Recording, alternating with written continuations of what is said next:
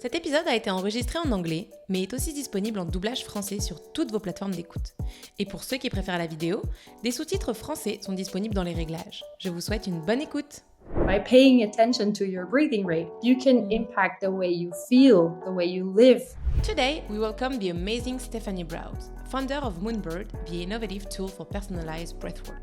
We discussed how we've forgotten proper breathing and the importance of a good breathing for our health, well-being, and stress management. Do you think that we are a little bit disconnected from our breathing? 1 out of 3 suffers from stress. 1 out of 10 suffers from sleeping problems. 1 out of 20 suffers from anxiety. And that is immediately reflected in our breathing patterns. So there are so many people who can just benefit from this. How can we see that our breathing are not the most efficient? And that's really what we want to do with Moonbird. We want to become these breathwork evangelists. Yeah. I'm not breathing perfect the whole day, but at least then I notice and I'm like, okay, and I got some tools now to calm myself down. If you enjoyed this episode, please comment, like, and share it with anyone interested in this topic, or to open someone else's mind.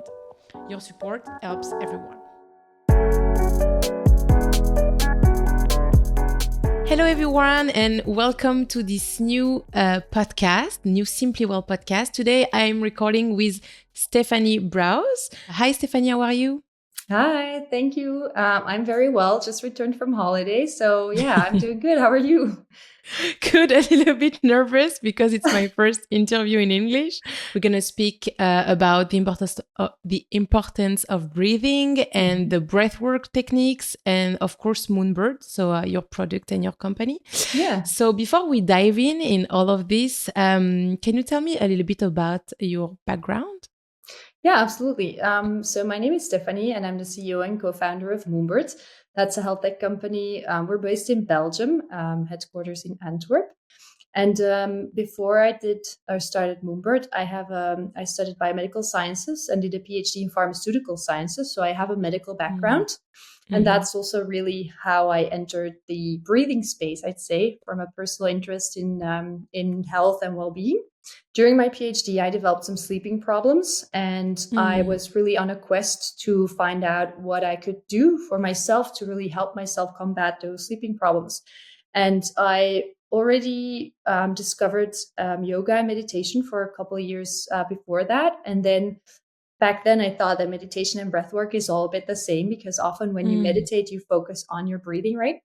But you don't change your breathing rate. And so that's really the difference between meditation and breathing exercises. With breathing exercises, you can very effectively and in a short time decrease your stress levels, and that can help you fall asleep. So I really, from a personal interest, got into that space and then started applying those techniques myself. For me, it's a topic that I heard about, like the breath work and the breathing exercises. I never really tried it and experienced it because sometimes I hear it's weird because I know how to breathe. I don't need to learn how to breathe or to do breathing exercises. It's supposed to be so natural. Have you heard those comments and those misconceptions about it? Yeah, absolutely. And I think that's one of the misconceptions about breathing is that we all breathe our whole lives long. So why would we suddenly start or need to pay attention to it or start doing it differently? Yeah. But the thing is that when we are born, we all breathe at a certain way. That's very good for us. If you just think about a baby, how it breathes through its belly and it's very rhythmically. And that's very healthy and natural. But as we tend to grow older, we tend to dislearn that good way of breathing. And a lot of people, as a result of chronic stress, more go into a dysregulated, dysfunctional breathing pattern. And that in itself triggers a lot of stress and it cascades a whole lot of events. And so it's because us not being aware of the fact that by changing our breathing rate, we can change that cascade and we can actually impact our health and our well-being. That I found that just super intriguing. I said, I want to help people become more aware of the fact that you can actively use your breath as a tool for the better to increase your health and well-being. But that's important to say because I think we don't heard it, we don't hear it enough. Yes. Yeah, absolutely. And that's really what we want to do with Moonbird. We want to become these breathwork evangelists. And we want to really put the word out there saying by paying attention to your breathing rate, you can impact the way you feel, the way you live, just by changing the way you breathe. So that's a very powerful tool that we all possess, but we just have never learned how to use it. And so can you explain the basic science behind how breathing can affect our body and mind, how it really affects our well-being? Breathing, you could say, is made up of some components. So you can breathe through your nose or through your mouth. You can breathe high up in the chest with your intercostal muscles, or you can breathe deep into your belly, or you can change your breathing rate, like the rhythm of your breathing. So there are many parameters with which you can play and that you can impact. And all of these together make up different breathing techniques. And so, for instance, if you start playing with the rate of your breathing, this impacts your nervous system, and you can shift by upregulating your breathing rate, by breathing faster. You can actually trigger a stress state, and by breathing slower or deeper, you can trigger the natural relaxation response of your body. And that really ensures that you enter into a calm, relaxed state of mind, but also physically. You will see that your heart rate will go down. You get less release of stress hormones and so on. So by just changing like the rhythm of your breath, you can swap between the sympathetic nervous system, the upregulated part of our nervous system, and the downregulated part of the nervous system. That's why I sometimes call breathing like the remote control of our nervous system.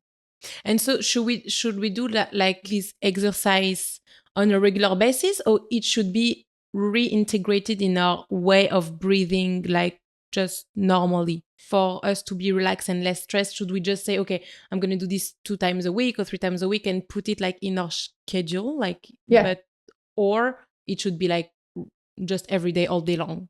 Yeah, that's a very good question. And the answer is a bit more complex. So I think it depends as well on what your breathing pattern is at this moment. Let's say that, for instance, you are chronically stressed and you have a slightly elevated breathing pattern. Then it could be good to just become aware of that and try to, throughout the day, weave in a couple shorter breathing exercises where you try to consciously lower your breathing rate, decreasing that stress response of your body, right?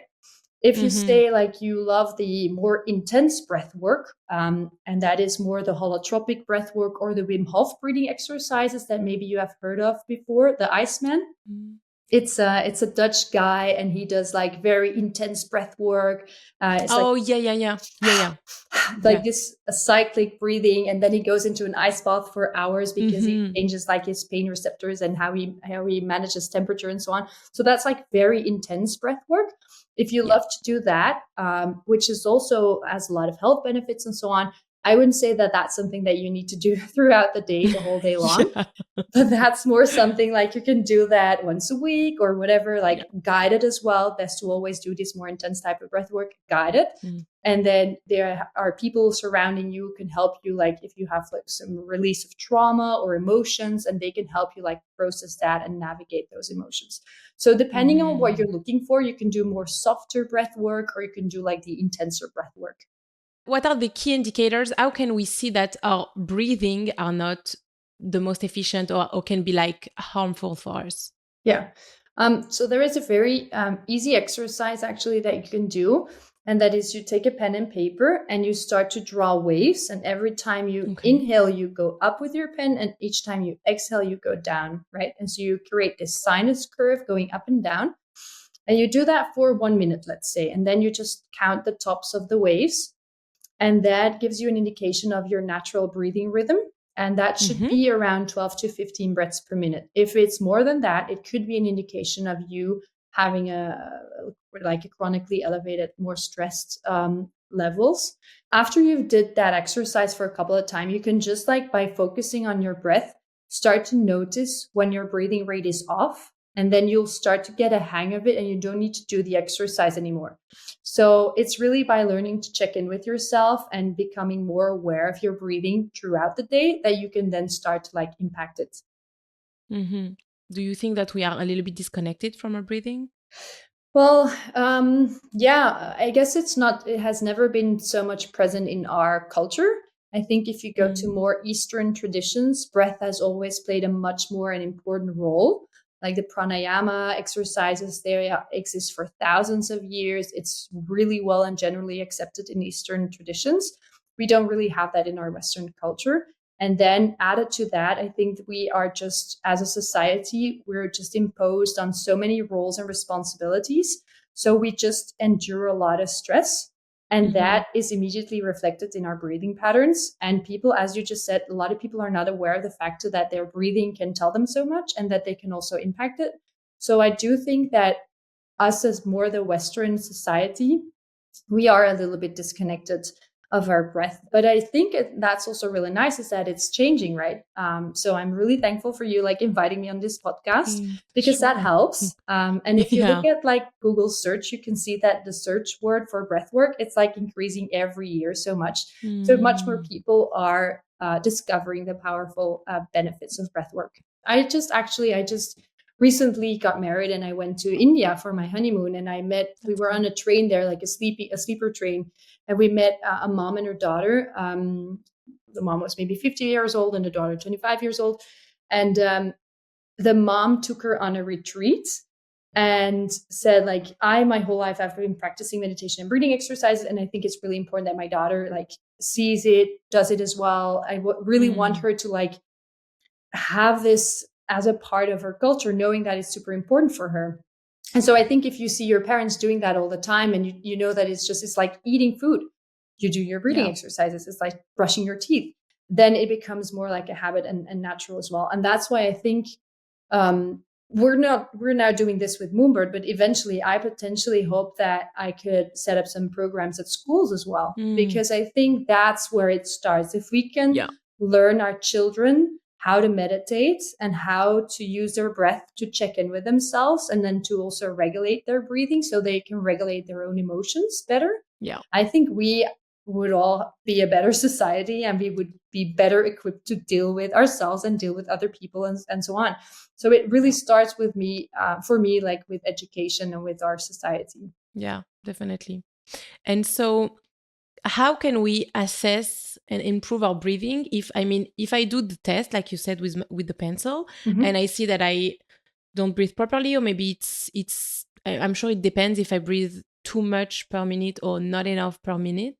I think the natural always come back, the habit always come back. How can we change this habit a little bit by little bit? Yeah, well, I guess that's the hardest part with all these things. That's the same for diet. It's the same for exercise. It's the same for breathing exercises. Creating a habit is super difficult. So I guess what has helped me is that once I discovered the benefits of it and I felt how much it impacted my life when I started doing it, I just started applying it much more. So it's really, for me, the fact that it worked and that it made a difference got me into doing it much more. And I'm not breathing perfect the whole day. I'm stressed sometimes, right? And that's normal and it's natural and it's supposed to be. But at least then I notice and I'm like, okay, and I got some tools now to calm myself down. So for me, it's more like a temperature check to do with myself. And then I know that I have something with me that works and that calms me down. Added to that, I can say that I also specifically use breathing exercises for my sleeping problems. And that's a real problem. And you're lying awake in your bed. You don't have a ton of different options. So then it's each time I just turn to breathing exercise immediately because I know it works so well. Can you share a little bit more about what do you do personally when you wake up and you cannot fall asleep, when you have insomnia? What kind of breathing do you do? So I grab my Moonbird, and it's one of the reasons that we developed the product is because even though that I was convinced of the science and I read all the books and I took some courses about breath work as well, I still felt like it was difficult to do these exercises on my own, because especially when you're super stressed or you can't fall asleep because you're so worried, it's really difficult to keep your focus on your breathing exercises. After a couple of seconds, I felt that my mind was wandering again. And it took me then a couple of minutes before I came back, realizing I was doing these breathing exercises. And so then they're not effective, right? So that's why we developed the Moonbird product. And it's on my nightstand. I just literally grab it, breathe with it. And it helps me to keep my focus on these exercises. And they make sure that I can do them for 10 minutes. And then I doze off to sleep. I had one question that just popped into my head. I see more and more the mouth taping thing. Like when you sleep, you like you put a tape on your mouth to not breathe from your mouth. Do you have any information about that? Because I'm very curious. Yes. Yeah. So actually, mouth breathing is very bad for us because you probably remember from classes of biology, if you breathe through your nose, you filter the air, you warm the air, you humidify the air as well. And when you breathe through your mouth, that doesn't happen. But there is also like a different reason. When you breathe through your nose, you get the release of nitric oxide, which is a gas that's released in the blood vessels in your nose, and it goes with the air in your lungs, and there it causes widening of the blood vessels, and so it increases the oxygen exchange in your lungs, and it makes breathing actually much more efficient. While if we breathe through our mouth, we get this dry air that enters our mouth as well. And this changes like the pH of our mouth. It changes like bacteria and so on. It actually changes the shape of our face. There is like James Nestor in his book, Breathe, that did some amazing research where he looked at skulls from people in the evolution, and where he saw that mouth breathers, they typically have a different shape of their face. So children who breathe through their mouth, they develop their face in a different way. That's off, and they get like malformations in their teeth and so on. So there's like a whole cascade of negative effects that happen when you breathe through your mouth while you're sleeping. So mouth breathing actually is discouraged, and doing this taping can help with that. I tried it myself because obviously I try all this stuff and I don't like it too much. But so for some people that are like really heavy mouth breathers, this can be really helpful. And so can you talk a little bit about what is Moonbird? Yeah, so I actually have a product here for the people that are watching the video. So it's a physical handheld device. So you hold it in the palm of your hand. There's a little light as well, which is a heart rate sensor. And so you hold it in the palm of your hand. And after a couple of seconds, if you shake it, it will start to expand and contract. You see that? So it's expanded now. And then it contracts again. And so you hold that in the palm of your hand and you literally feel how it breathes. It expands and contracts. And when it expands, it signals you to breathe in. And when it contracts, you need to breathe out. So you try to mimic the movement of the device with your breath as well. You sync your breathing with the device. And this makes it just super intuitive to follow the cues of the device. So you don't have to think or count anymore. You don't have to use a meditation app. You just feel how you need to breathe. Super interesting. Are there like different techniques for different goals? Like I don't know if I want to improve my sleep or if I want to improve my focus or something like that. So you can combine it with an app as well. That's included in the price. And through the app, you can select different breathing exercises. So there is always one that's downloaded on the device, but you can change the settings of that exercise. There's, for instance, an exercise for sleep where the exhalation is longer than the inhalation because this triggers the parasympathetic nervous system even more. We have the box breathing exercise where you inhale, you pause, you exhale, you pause again. And you can completely also customize the Moonbird. So mine is, for instance, set at 7 seconds in, 7 seconds out. So that's a very deep or long breathing exercise. And I really need that because that's like the exercise that works best for me to fall asleep. That's amazing. I love it. So how the idea came from creating this? I mean, yeah. I was like literally lying awake in my bed thinking of breathing exercises work. That's scientifically proven. And there are so many people that are applying this. I'm lying awake in my bed and I can't keep my focus on these exercises. I'm convinced that they work. I know that they work. I just need to be able to apply them, and I can't do that on my own. So I need something to guide me. And then I was like, okay, I'm going to try all the apps. And I love Headspace. I love Calm. Yeah. They're great. But when you're having sleeping problems or a panic attack or anxiety, you don't want to grab your phone and be on your smartphone. So I was then like, okay, we need something non-digital, non-smartphone like. And that's the moment that I came on the idea of like a mom cradling a baby to sleep and the baby feeling that the mom is really calm and the baby like literally mimicking almost the mother breathing really slowly, and that the baby calms down because of this, connection and this power of touch. And so using that sense of touch is actually easy for our brain. It doesn't require too much brain power, and it's why we as humans hug. It's why children have a teddy bear. So this idea of feeling how you need to breathe and just breathe along with it is just really easy for the brain. So we started with this idea for the device, and then we reached out to doctors because we always thought it was important that we don't develop a product just because, we like something. We thought it was really important that it's endorsed and accepted by the clinical community as well. So that's really one of the first things that we did was like, we went to doctors, we introduced this idea to them, and we said, like, what do you think of this? We got the feedback from clinicians saying, like, this could be a game changer. This is like non-pharmaceutical, potentially high impact, and a lot of use cases and sleeping problems and anxiety and stress and so many other things. And they were really there in the process when we started developing the product. So we had some prototypes, we tested them with end users as well. From the beginning, we have always went to our end users and collected feedback from them, optimized prototypes, changed the shape, changed like the size and so on. And then, ultimately had like an MVP, sold 250 of those, assembled them ourselves at the attic of our parents, very startup-like. And then we shipped them, we got more feedback, we sold 1,000 units, we got more feedback, and that's how we really ramped up production and where we are now today. That's amazing. And so what are the common feedback that you get from the users? It's actually pretty magical sometimes to see what the impact is from people. And it ranges from people buying the product for themselves and then eventually saying like, and now my 10-year-old daughter is using it and falling asleep with it. So we bought a second one. Or some people like sometimes very touching and emotional stories of people having surgery and then saying this helped them in the rehabilitation process. Overall, just very nice feedback. We have a lot of positive reviews as well. And we have never faked a review. They're all real. We have in general also quite low return rates, which I also think is important that we really push for people to like try the product because we have a 30-day trial period. You can like try it at home. If you don't like it, you just send it back.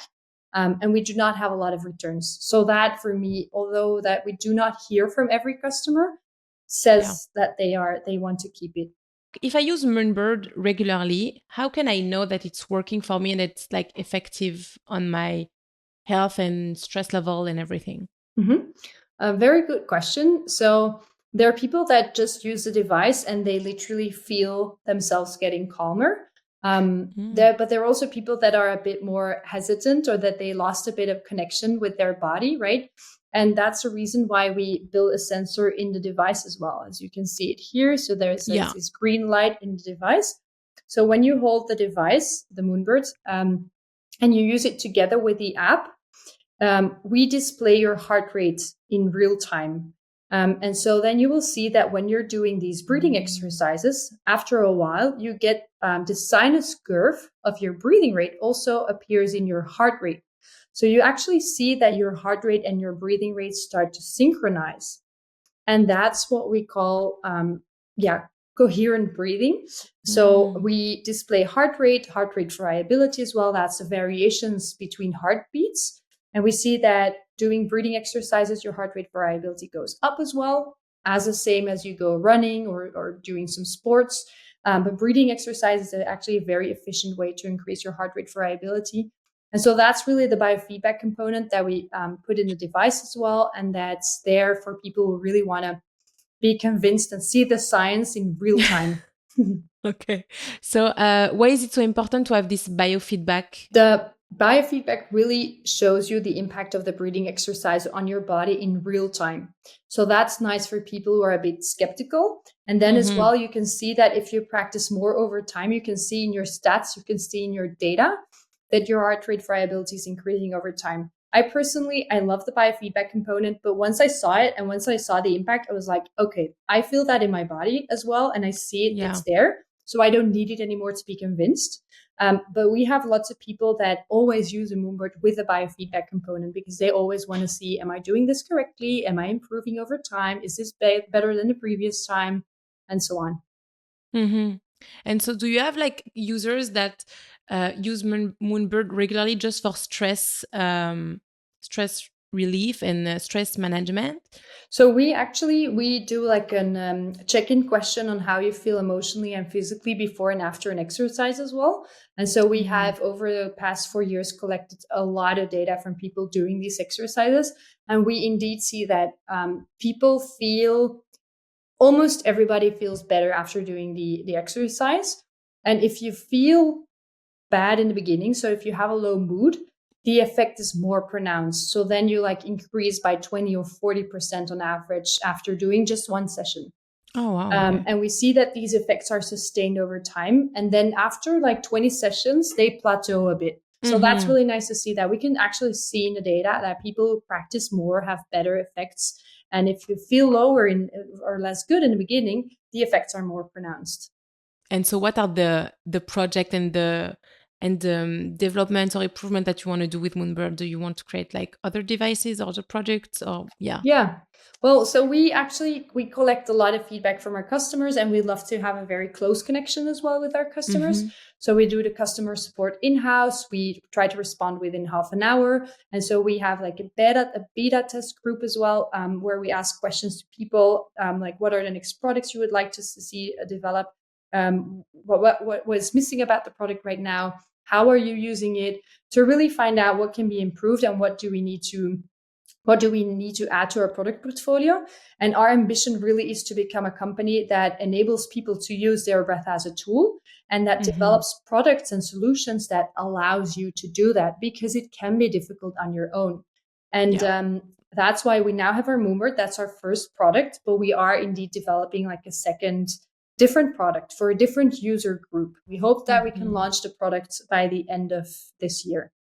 Okay. And so you cannot talk about the other project, right? It's still a little bit under embargo, but you can subscribe to our newsletter or follow us on social media, and then you'll be the first to know from it. Okay, perfect. And what do you like? How do you see the role of technology in general for the next few years or decades for all of these? Yeah, for the meditation, the breathing, how do you see it evolving? Well, I think it's very interesting. I think the space is definitely moving, and there are more and more innovations coming out. There are also some innovations that I sometimes feel are on the edge of what's really scientifically proven. Yeah. And that sometimes hurts the space also a little bit, because people might be like, oh, they put it all in one basket, and they might be like, oh, this is not working, so maybe that is not working as well. So I'm a big fan of products that I truly believe in, that are scientifically validated. And there are some really nice companies doing a very good job. And I'm very hopeful and positive about those things, especially products that do not 100% like require your phone, because we're on our phones already so much. Yeah. So all health products that have that function is something that I truly applaud myself. Definitely. And so today Moonbird only is available in Europe, and you want to expand to international? We're available in Europe, in the UK, and in the US as well. And we're hoping to launch in Canada soon. Cool. We're waiting for you here. Yeah. So what advice would you give to those who want to incorporate breathwork and meditation into their routine, but they really don't know where to start? So especially, I think, if you're a busy person, I mean, we all are in a way, but probably using Moonbird, you would say. Well, yes, but I would also say, like, you can start off by watching YouTube videos or listen to some great Spotify podcast, just like experiment with it. And there is a great book as well, which is called Breath by James Nestor. Breathing, the Science of a Lost Art. It's a beautiful book that explains why breathing is important evolutionary. And if you think that breathwork might be for you and that it can help you to relax, just try it. Like, do different exercises, perhaps go to a coach. And if you still feel that it's difficult for you, then indeed Moonbird might be something for you. But just try different things and see what works for you. And know that we have a 30-day trial period. So you can always try it without, like, there is no risk involved. Yeah. I just wondering, like, how did you personally navigate the entrepreneurship world? I know it's not really connected to the the breathing exercises and everything, but like you said, at first you were like, but who is going to buy my product and everything? Like, did you find like, did you have the imposter syndrome or something at first, or not at all?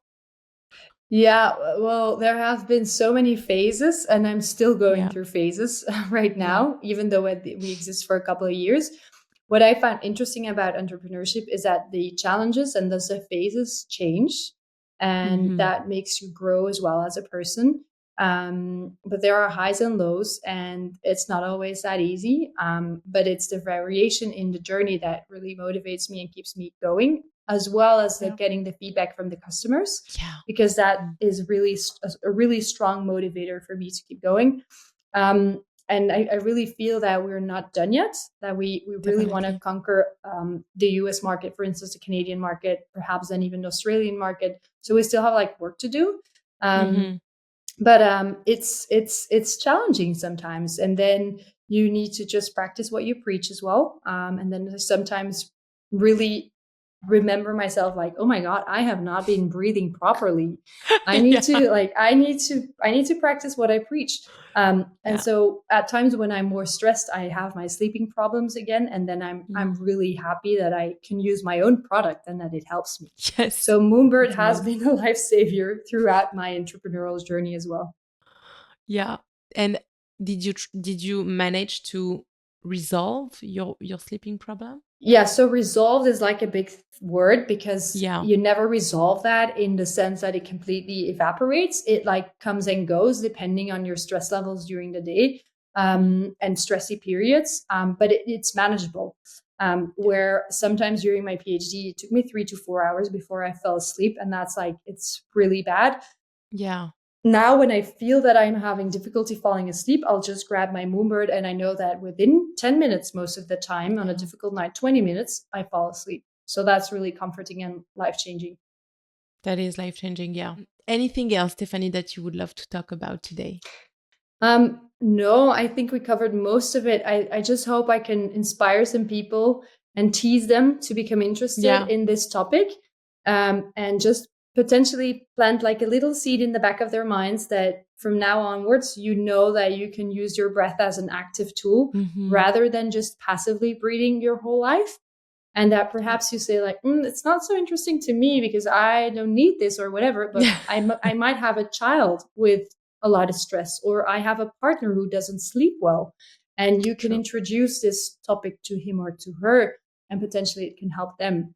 Because I believe that 1 out of 3 suffers from stress, 1 out of 10 suffers from sleeping problems, 1 out of 20 suffers from anxiety. So there are so many people who can just benefit from this.